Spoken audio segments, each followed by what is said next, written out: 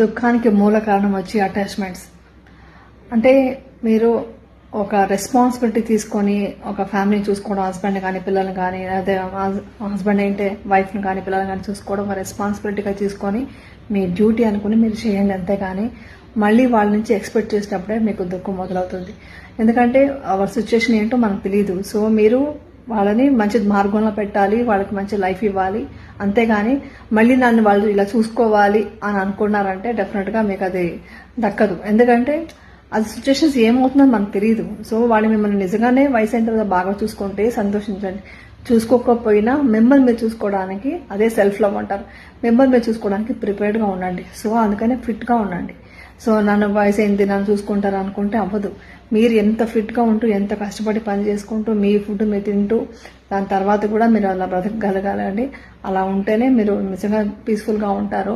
ఎందుకంటే మీరే బాగా చదివి